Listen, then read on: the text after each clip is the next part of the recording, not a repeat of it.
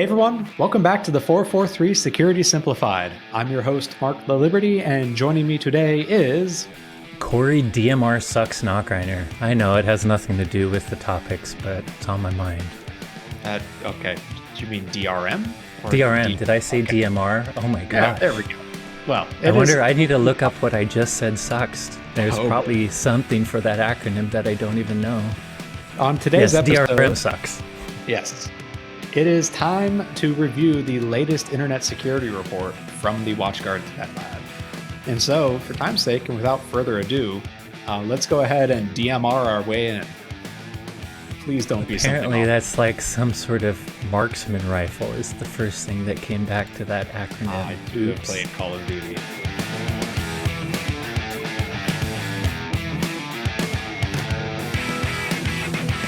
So let's start today with our one giant topic, and that is the Q1 2023 Internet Security Report from the WatchGuard Threat Lab. So for frequenters of the podcast or of WatchGuard Threat Lab reports, you're already aware that we put out a security report every single quarter, but Corey, maybe pitch it to you for why we spend time to tabulate all this data and write it all up for these folks? Yeah, sure, Mark. So first of all, it's quantifiable primary research from us, meaning it actually comes from our products. We talk about security a lot based on what we see in the threat landscape.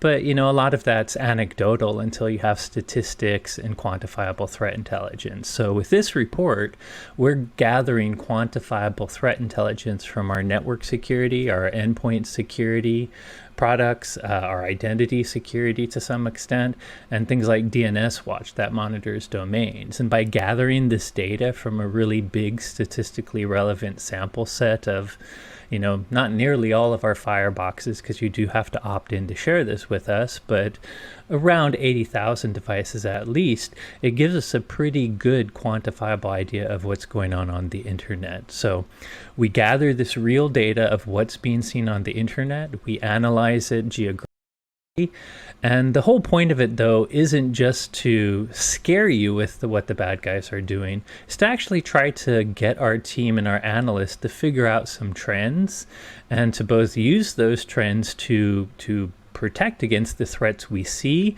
but extrapolate what might happen next and what defensive, future defensive postures we might be able to add to your arsenal in order to defend against what we see happening. So that's essentially why we do it. Yeah, and we this year went head first into the belief of new year, new me, and did a bit of a revamp of how we show some of these statistics within the report to make sure we can give an accurate, referenceable trend quarter after quarter and year after year. And before you dive into the how, Mark, to me, it's all about perspective change. I'm probably aging myself. I'm already pop Corey on this podcast, Mark, but were you old enough, do you remember in the mall when you would go up to these pictures that just looked like random kaleidoscope patterns? They were like poster board frame pictures, and you'd have to stare at them cross-eyed before anything popped up. Do you remember those in the mall? I don't know in the mall, but I've seen them in bookshops and stuff before. Oh gosh, maybe the mall is what ages me. You guys have Amazon now. But anyways, the whole idea is a perspective shift. If out there our listeners remember those pictures, they look like pretty neat patterns, but it's not until you kind of got that cross-eyed perspective shift, which was it took a little time to get to, that suddenly a hidden picture would pop out. So what we really did in this report that Mark's about to talk about is that perspective shift, that different view can give you new and interesting insights that you haven't had before. Like I compare it to maybe you've lived in the same city for a long time. But one day you decide to hike up a mountain next to your city, and when you look down at your city from a whole new perspective, things that felt far apart were closer. You might see relations to two different things from a high that you didn't see when you were down below. So just gathering that new perspective might bring out new insights. So as Mark said, we use this new year opportunity to try to change the way we do things, one, to get a new perspective, But I think Mark will also talk about how it's also too to make sure that we get rid of outliers and make sure our data is, really showing you the real trends. If I'd summarize what Corey just said, it's the only way to understand anything in our report is to stare at it cross-eyed. That's probably how our analysts feel before we write it and make it simplified for our readers. But yeah, we have been staring at this data cross-eyed for quite a while. So before jumping into like some of the changes we've made, we also have improved the endpoint section as well too, starting with this quarter with just a massive amount of additional data and additional views of that data, our EPDR and legacy Panda 8360 endpoints deployed all around the world. So I guess like those that have been through this rodeo before, we'll start with what we call the Firebox feed, which is a collection of all of the telemetry we get from Firebox security appliances that have opted into sharing it with us.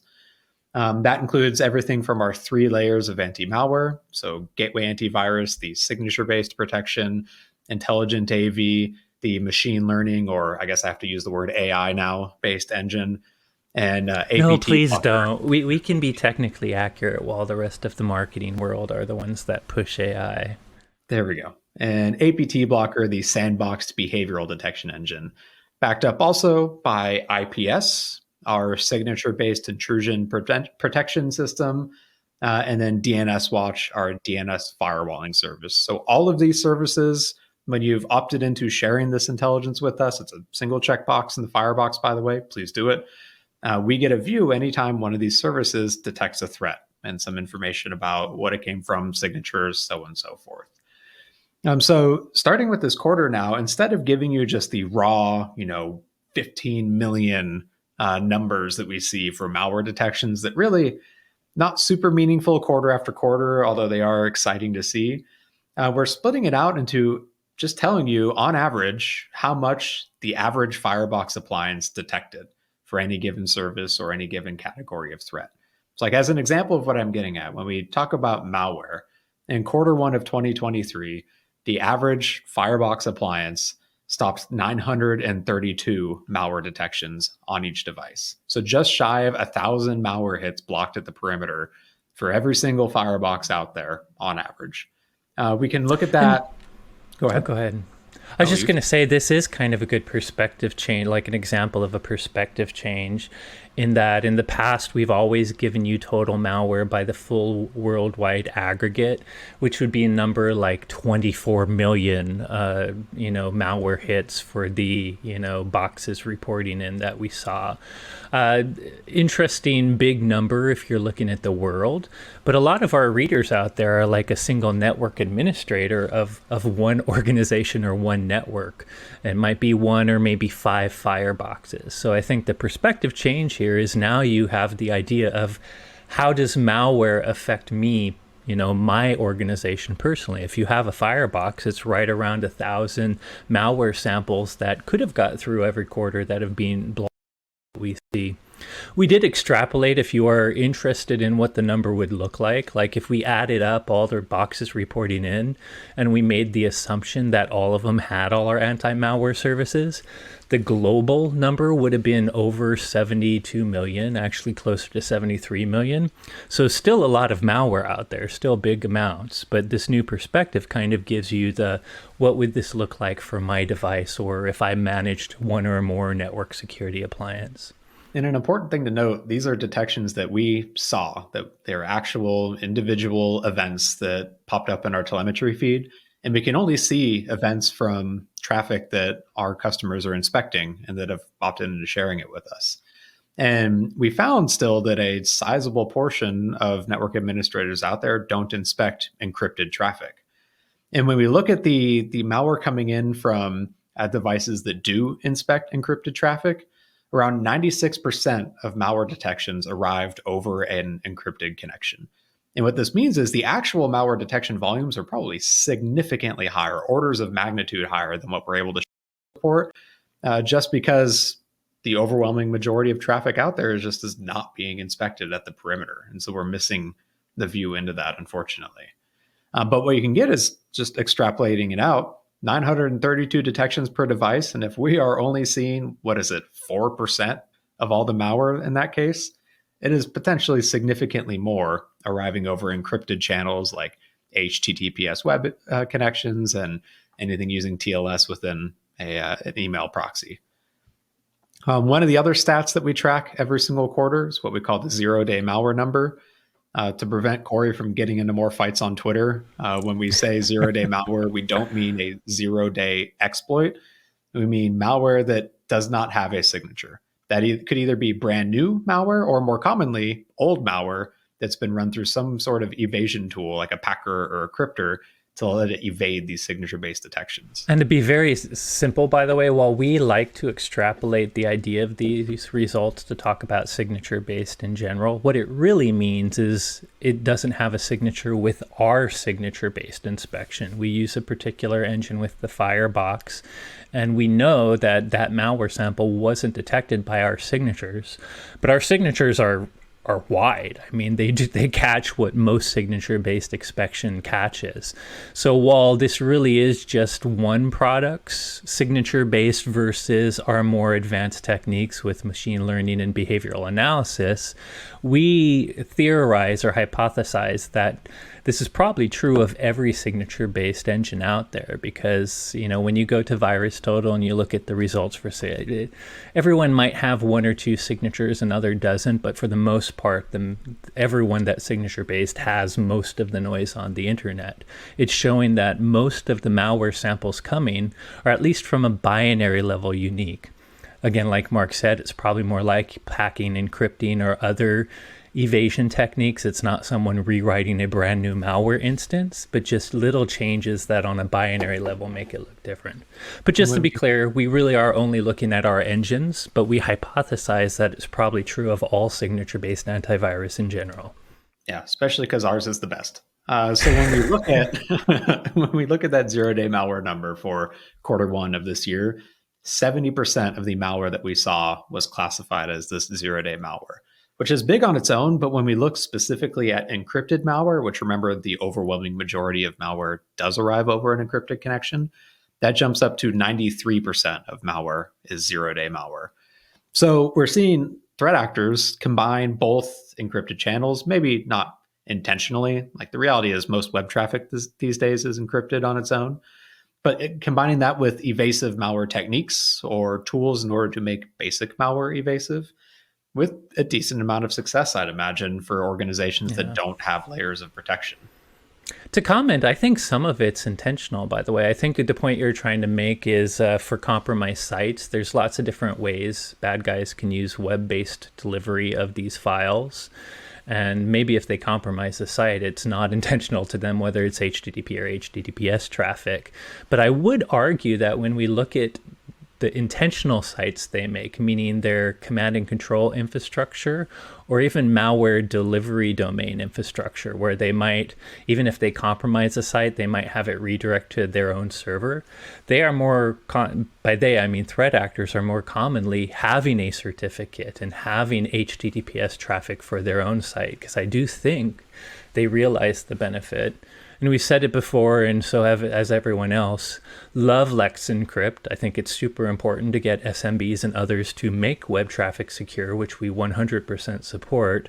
But the truth is, Let's Encrypt has lowered the bar, especially financially, for any malware actor to secure their malicious infrastructure. So I think you're right that a lot of the malware showing up over encrypted connections is just accidental, because it happens to be the channel that it's maybe a legitimate site or something compromised or put on a file share that happens to be encrypted anyways. But I do think even intentionally malware authors have gotten better, or at least threat actors have gotten better at securing their own infrastructure. Yep. And so in the report, we go into detail about a few other views of the data, both like the top malware that we see by volume, top by most number of individually impacted networks, as well as a deep dive into some specific detections that we had for the quarter. There's one I wanted to highlight, though. So it was a new to the top malware by volume detection called Linux Downloader AK. So generic Linux downloader, but in this case, we were able to actually link a few of the payloads to a specific Chinese-based threat actor called 8220 Gang. Did this by analyzing a command and control domain within the malware script itself that was reused from known previous activity from them.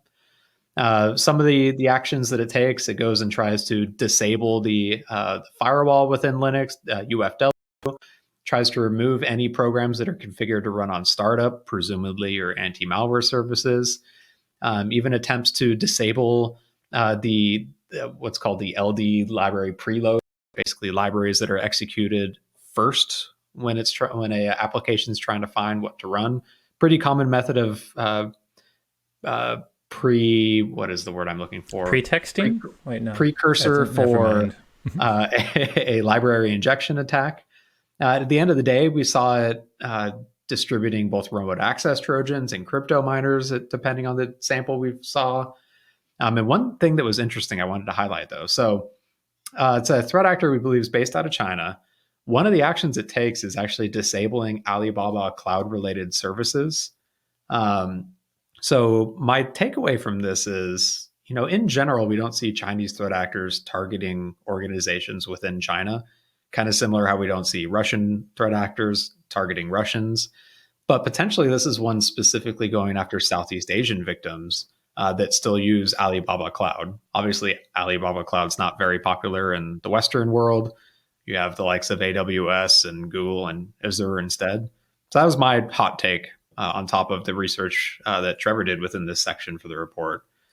But yeah, by the way, I don't think there's a lot of other malware samples Trevor, our analyst, went into and other stuff. I do think at this one highlight for malware I would like to add, Mark, that is tied to this one.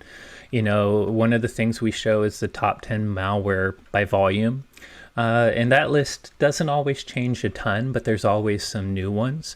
But one of the interesting things is there were 4 new malware variants on that list.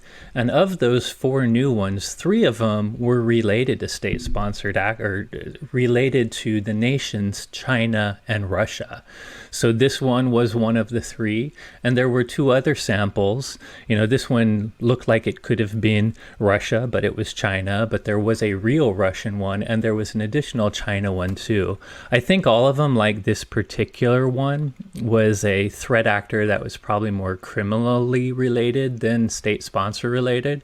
But it's interesting to see China and Russia in particular, knowing they're not only heavy state sponsored threat actors, but they're heavy states that seem to be safe havens for criminals as well. Criminals. Yeah. Not that the U.S. isn't harboring its own criminals, but at least in the certainly we tend to go after them, and they promptly get arrested. I would say if one country also releases indictments for them, we would extradite real criminals too, and that's why the safe haven, especially in Russia, anyways. There's been indictments from the FBI for criminals in Russia and China, I believe.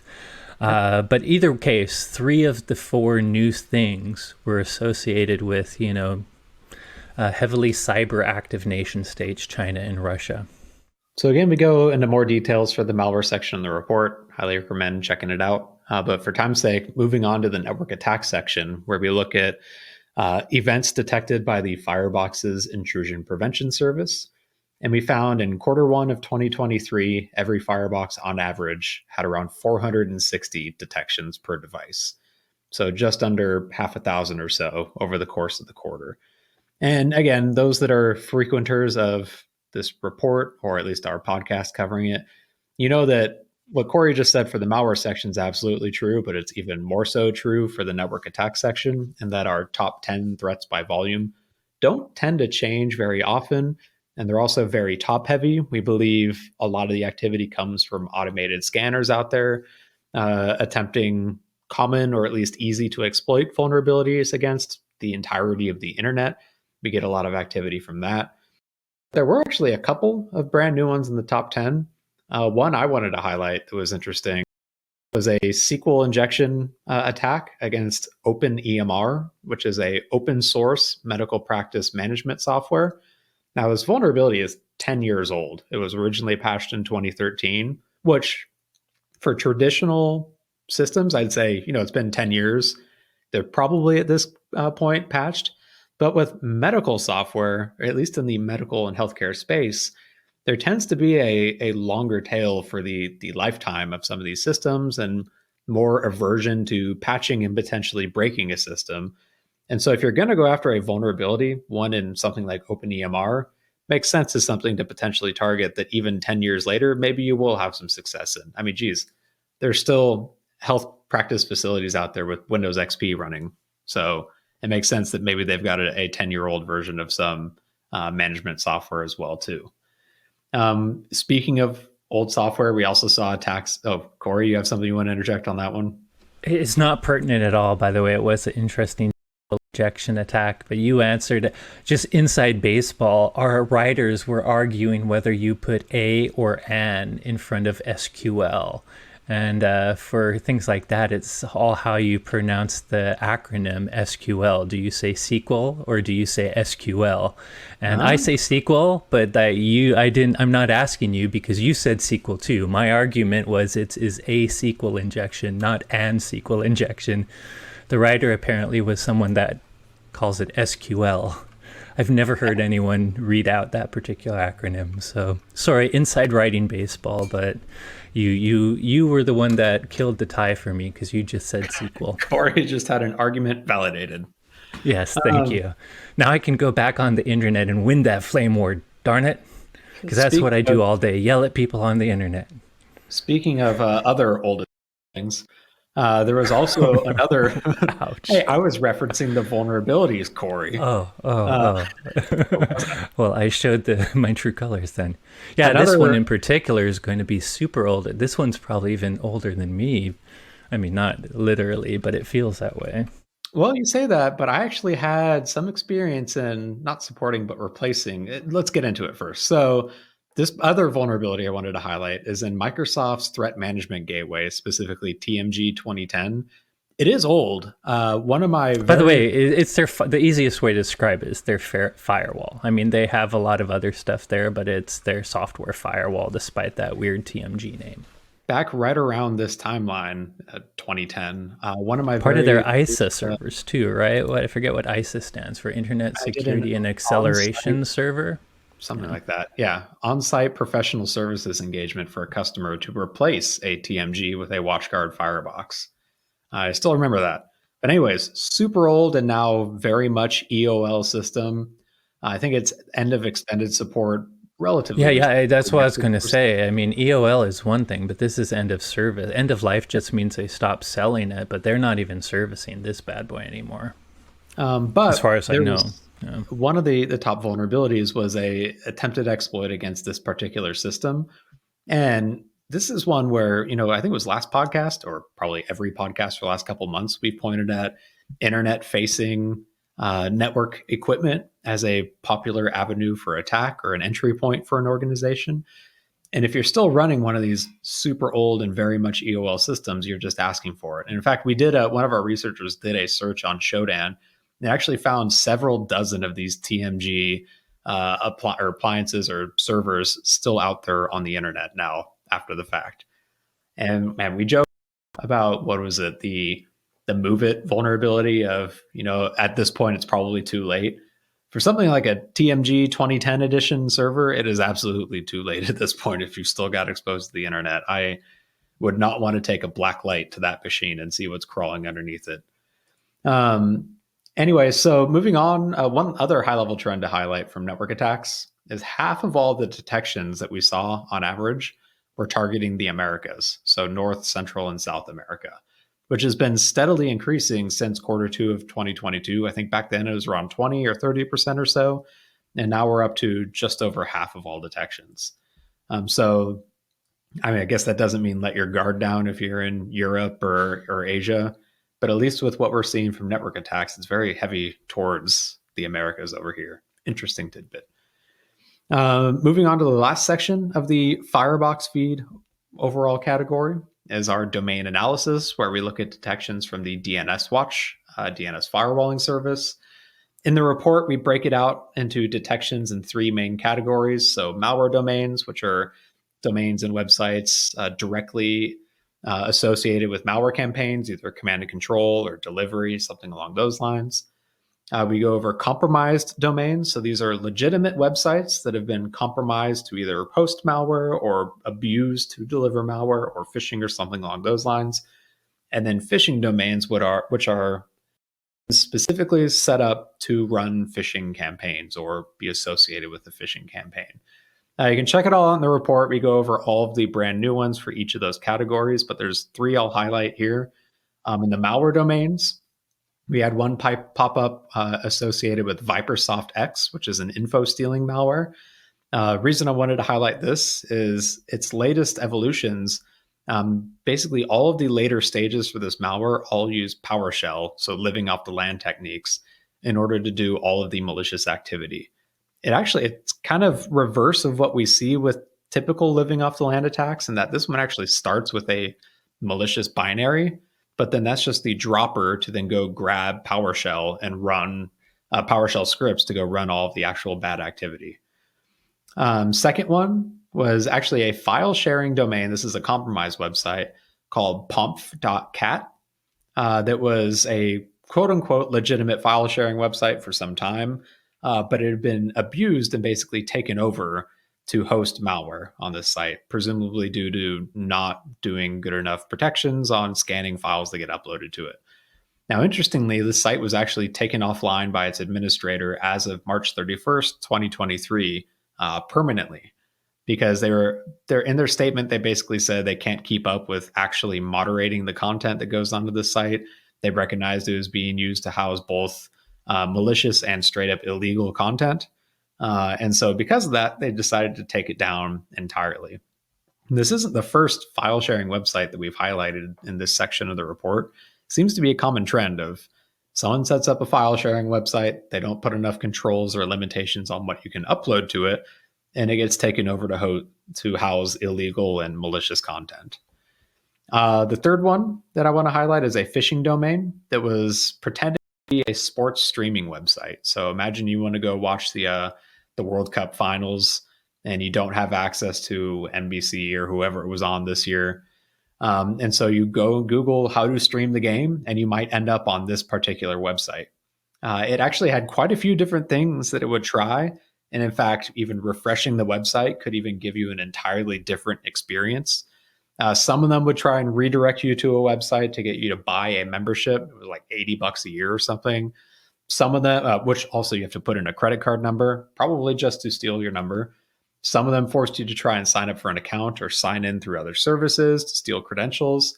But most of them abuse the push notification request within your web browser in an attempt to gain a foothold and then spam your browser with pop-ups. So if you're not familiar with it, probably remember, I guess, Corey, it's time for a Pop Corey Day, when you remember the true origins of the spam that was pop-ups every time you go to a malicious website. They try and just blow up your computer with pop-ups. Then we saw pop-up blockers to try and control that. And then we saw web browsers actually include protections built in to prevent pop-ups from actually working. Right now, I remember even, like, to me, ransomware started with fake AV. Do you remember that? Is that they would leverage web pop-ups to suddenly pop up things that went to the bottom. You've got a virus. Yeah, you have a Trojan.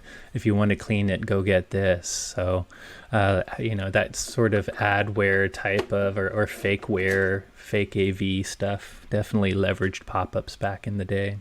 And so even though we've got controls to prevent an actual pop-up like that, this type of attack that you just described is not gone, actually. And in fact, now they're just abusing different tools. So you may notice when you go to like news websites or Facebook or whatever, you'll get that little pop-up at the top saying, do you want to allow notifications for the site? And that's designed to allow it to do like push to you, like, oh, hey, someone just liked one of your posts, or hey, there's a new news article. But on top of that, it actually gives that website, and that specifically the origin, as it's called within internet web browsing, a whole lot of other permissions, including the ability to crap out a bunch of pop-ups all across your desktop, even if you're not directly browsing to that domain. It just can, in the background, get that push notification and then open up a page saying, hey, you've got a virus. Go buy Semantic AV for $700 a year in order to remediate it. Like I speak from experience on that one. I had to help a family member out that clicked the notifications allow button once, and anytime they opened Chrome, it Oops. just blew up their computer with these "you've got viruses." So it's still very much there. They've just changed it to work with the mechanisms that are in place. And they're actually getting kind of crafty about tricking people into allowing notifications. We've seen some websites where you know what a CAPTCHA is, enter in those little numbers to prove you're not a robot. Well, they'll say prove you're not a robot, click the allow notifications button in order to prove it. And that is one way to social engineer someone into giving those permissions to that potentially malicious or at least sketchy domain. So, anyways, takeaways from the Firebox feed section. We had a few in the report. I'll just go over these ones at a high level. Hardened non-Windows system. So we pointed out that one of our top new threats was a Linux-based downloader. We know that Windows is king in the enterprise space, but a lot of organizations still have Linux-based systems and Mac OS as well too. And while we know Mac doesn't get malware, Linux potentially can. So make sure you've got endpoint protection installed on your system, regardless of the operating And system. maybe the Mac too, since Mark is obviously being sarcastic as heck. Also, beware of living off the land techniques. So we highlighted ViperSoft X as a malware that utilizes living off the land techniques in order to fly in under the radar and carry out its malicious activity. Understand the risks of open source. So open source software like OpenEMR can be a great cost savings tool, especially if you have the capabilities of maintaining it internally. But it does come with trade-offs. Like one of the big things with using open source is that you in general don't have like enterprise support agreements, which means it can take a little bit longer to resolve vulnerabilities, can take longer to get things fixed if you don't have that engineering expertise to fix it on your own. The trade-offs, though, can be great, though. Like you get the benefit of someone else having already developed this tool, this plugin, this application, whatever, and you can generally get it running without needing to pay thousands of dollars for whatever that system is. So moving on, though, last section is our endpoint section where we had an equally large overhaul in terms of the data that we show and some of the data slices we're able to give. So again, endpoint comes from telemetry we get from both Panda 8360 installations and WatchGuard EPDR. When we looked at endpoint, we tried to split it out in instead of per device because endpoint malware is a little, I guess, more rare than perimeter malware detections. We split out the data in per 1,000 active machines just to give a more reliable number. By And the we way, it's found on good that it's more rare. Hopefully, it's because most of those endpoints are usually behind a network device that is filtering a lot for them. So yeah, I mean, agreed. Good point. I'm willing to bet that what we're seeing actually makes sense with the overwhelming majority of malware picked up by the perimeter for those that have that perimeter protection in place.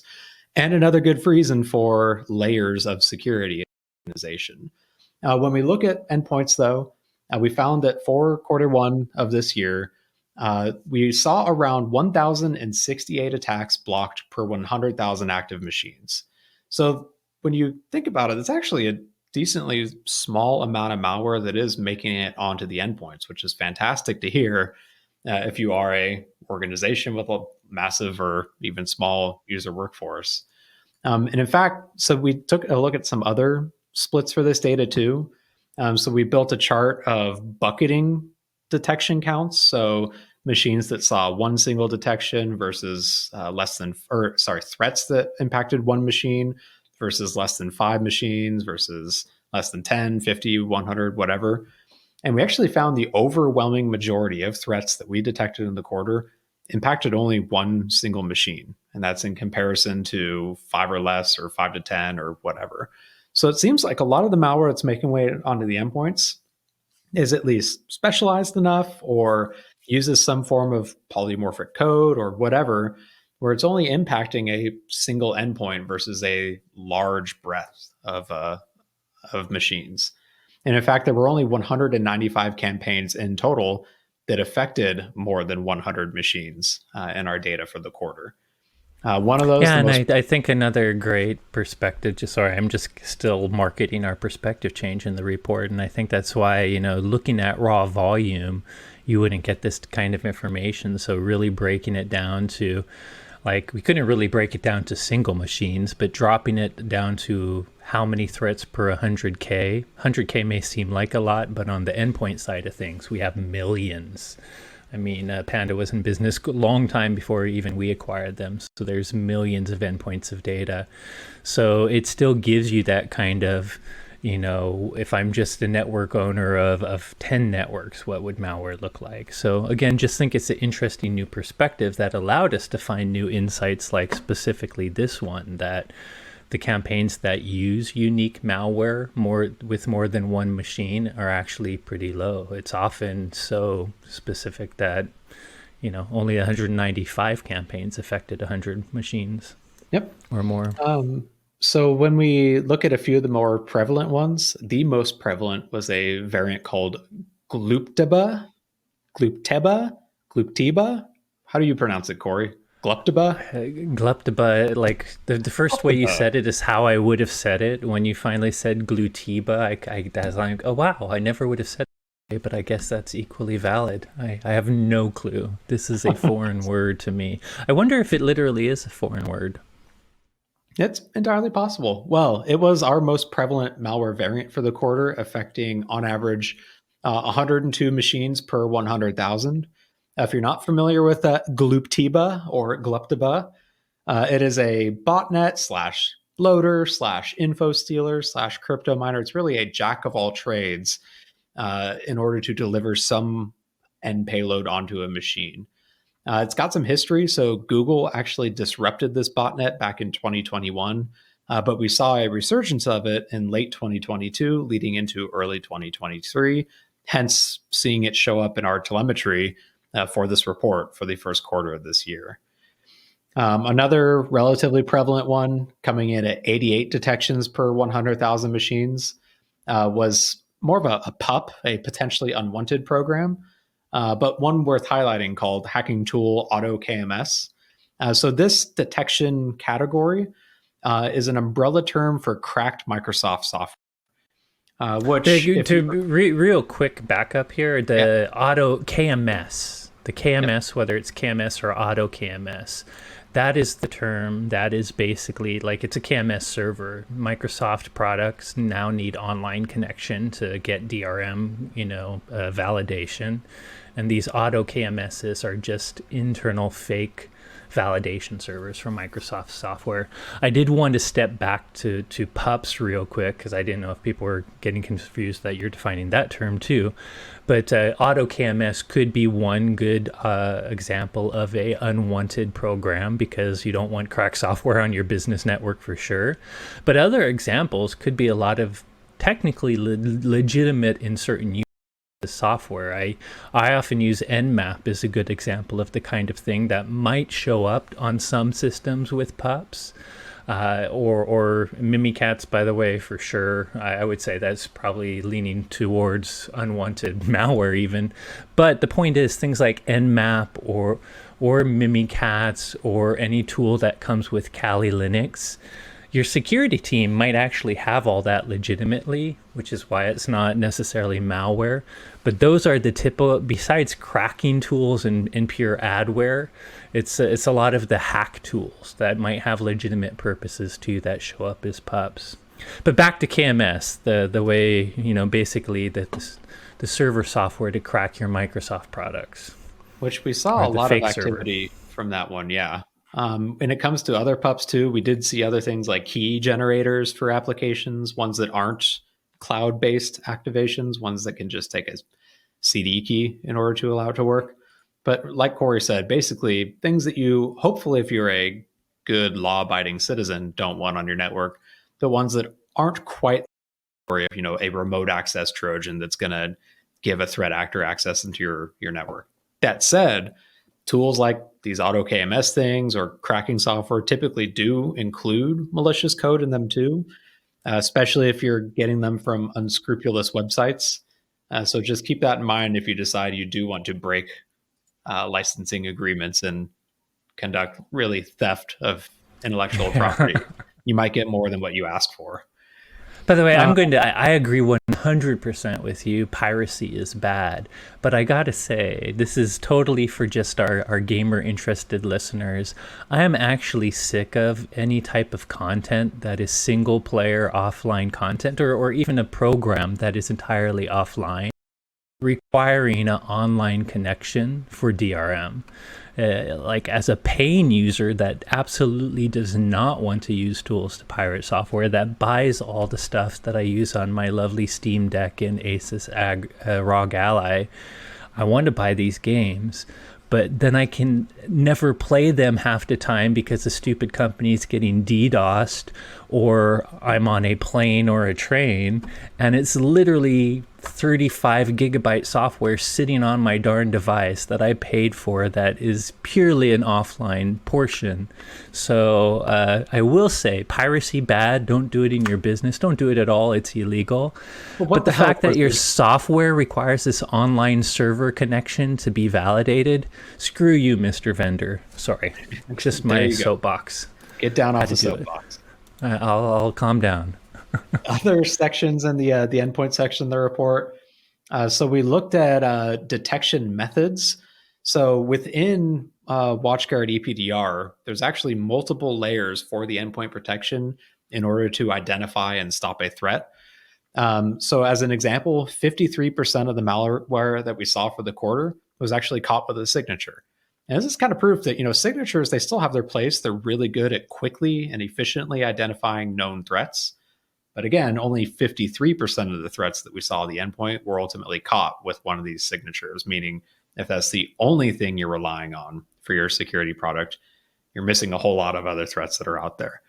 Other buckets that are included in EPDR, 17.5% of all malware was caught using our contextual engine, basically looking at not just what's running, but what it is doing, how it is running. Good example of this is we might allow PowerShell to run, but certain PowerShell activity, like disabling the anti-malware scan interface, changing the PowerShell security Running in context. hidden mode, dropping the Yep. IPS. They're all red flags with those behaviors that can potentially trigger a detection and a block for that particular process. And weighted, by the way, because sometimes administrators do run PowerShell in hidden mode, for example, when Yep. they're doing something on your computer. But if it piles up with that and 5 other indicators, the whole context of, that's why we call it the contextual engine, the context of everything is weighted in a way that tells us, oh, this is malicious usage of something that might seem legitimate. Yep. Our cloud classification engine caught 11% of threats that are out there. So this includes things like some machine learning models that exist just in our cloud platform, our collective intelligence that we get from all WatchGuard customers, flagging stuff as malicious or good that helps feed the engine as well too. When it came to WatchGuard Labs developed rules, that caught 9.1% of threats that are out there. So these are custom rules written by our malware analysts and cyber threat researchers to catch some of the newest variants and newest trends in malware activity. Yeah, real quick pause, because it's we actually use both these terms in our report, and it's even our internal folks. Who you're listening to right now, me and Mark run something called WatchGuard Threat Labs. That is our CISO office team and the ones that do this kind of external thought leadership, security research. So we're a smaller group of the WatchGuard Threat Labs that existed before we acquired Panda. When we say WatchGuard Labs, that's actually a different organization, even though one of our team members is cross on both. And that is pure malware analyst researchers. So these are super deep malware experts at WatchGuard Labs. Yep, well said. So for rules they developed, that caught 9.1% of all threats. And then we've got our attestation service. I think we call it our zero trust application service publicly. That caught 8.3% of threats. And there's one important By the way, tidbit. real quick, that means, forget the marketing name of zero trust and attestation, but what that means is when we see something we can't tell you for sure is good or bad, we go through all these layers Mark just talked about. But that last layer, although I guess there's one more we'll talk about, but that attestation is a human analyst. If it's gone through our behavioral analysis and our machine learning, and maybe we found some weighted things that makes it a little more suspicious, but we still don't have the confidence. This is literally a human analyst with SLA. And the reason we call it the Zero Trust Application Service is if you have our product in lock mode, we won't even let someone run something until it's gone through the entire line of these defenses, including that human analyst. And while granted, in this day and age of machine learning, that human analyst, while we have great SLAs for a human, by the way, it's slow compared to other technologies. The fact that a small percentage gets these humans, but you still get the benefit of that human making a decision if our more automated things can't build that confidence, is really what makes it zero trust. And one thing Sorry, I want to Mark. point out is, in general, only 0.02% of all files end up at that human with the slightly longer than instantaneous SLA that we get from our automated tools. But their determination, their scoring, their classification for that gets fed back into the system. And that's why we saw 8.3% of all malware ultimately caught because of this service. So the very first time they see it, if it's that 0.02%, it'll get to them. And then if anyone else sees that category of threat, we're able to still block it instantaneously. So another way is 83% because a human tagged it. But other than the first attempt, that the human never was in the process anymore for that full 83 or 8.3%. You know, once they found it once, it just continues to get tagged as something the human had updated. Yep. So the final bucket category in here, 1.4% of malware was caught with effectively a block list of known bad digital signatures. So this is another way for the endpoint agent itself just to know, hey, if a file is signed by this certificate, we know it's associated with this malicious activity and we can block it quickly, even without knowing its signature, behaviors, whatever. And that accounted for the final small little bit of 1.4% of detections. By the way, that's not to say, do you know in some of our contextual stuff, digital signatures matter? And sometimes even a legitimate, what I'm trying to get at here is just because a signature or just because a digital certificate is legitimate, if we start to know a legitimate certificate is being used by a threat actor, that definitely weights it as something that is an indicator of malicious.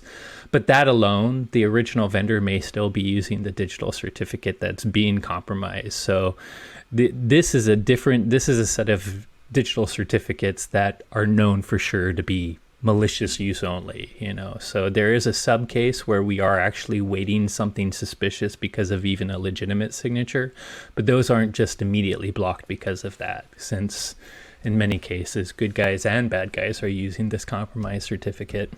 For time's sake, I'll kind of blow through these last little bits to call out. First off, believe it or not, scripts are still one of the most common delivery mechanisms for malware on the endpoint. 83% of all of our detections originated with a script, with other Windows binaries, so other potential living off the land techniques, bringing in another 9% on top of that.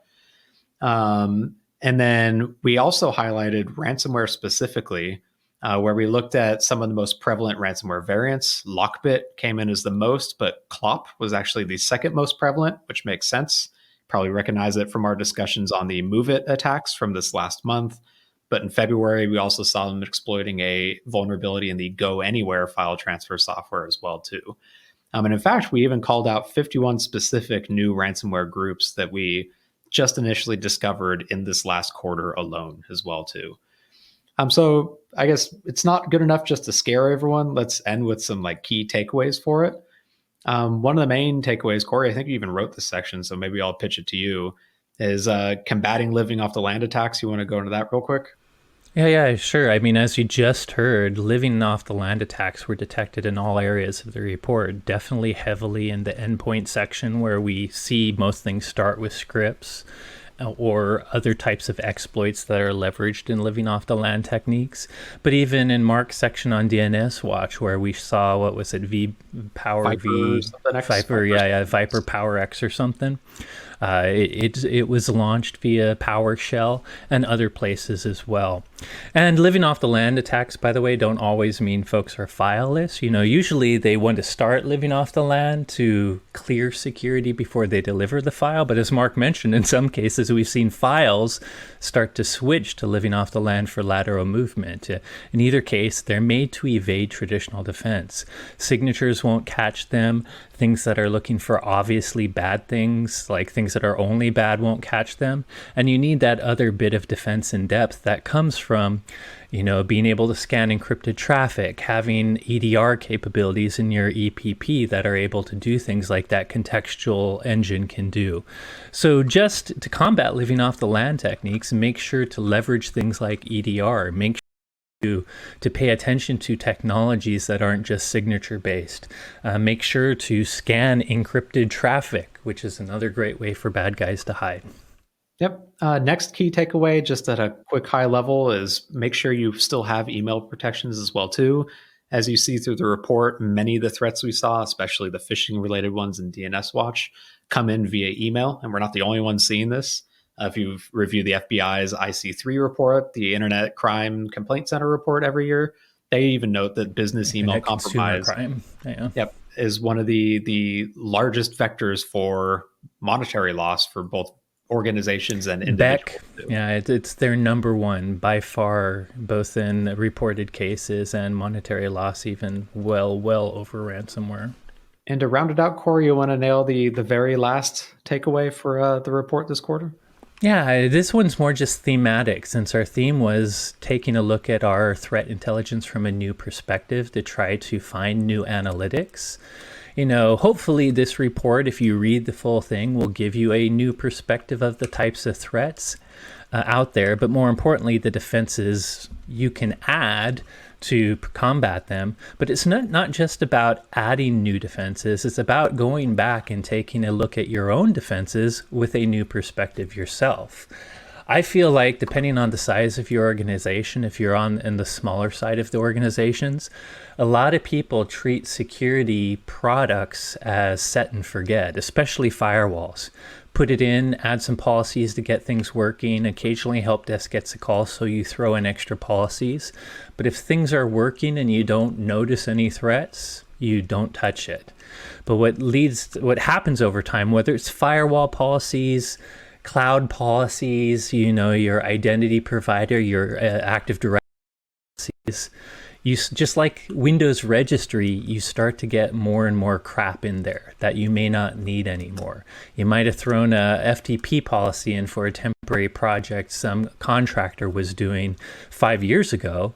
And if you go back and look at all your policies with a new perspective, that's suddenly a hole. That's something that doesn't even exist at your network. Or maybe you added some policy that you thought was a good defense to something, but you're learning that everything is actually coming over HTTPS and you have no security scanning there. So take a look at the defenses you've already had, the policies you already have, the privileged accounts you've given administrative privilege to in the past with a new perspective to help find stuff that might be old now and is unneeded, and get rid of all of that. Apply least privilege and zero trust policies, get rid of the stuff you don't need, and add new stuff that match your new security policies and perspectives. And if you follow Gartner, get rid of the firewall and everything else entirely too. But well said though, Corey. So that's, again, we went 10,000 foot level for this. If you want to see the whole report or even just the executive summary, watchguard.com/security-report is your way of getting to it. And man, it is time to start on the next one, I think. Hey everyone, thanks again for listening. As always, if you enjoyed today's episode, don't forget to rate, review, and subscribe. If you have any questions on today's topics or suggestions for future episode topics, you can just keep them to yourselves or reach out to us on Twitter. I'm at XORRO_, Corey's at SecAdept, and the both of us are at hashtag the 443 podcast. Thanks again for listening, and you will hear from us next week. Don't keep them to yourselves. That was sarcasm. We wish you wouldn't. He's probably saying that because we feel like you're keeping all the cool topic suggestions to yourself. Reach out. Throw a dog a bone. Ruff, ruff. All right.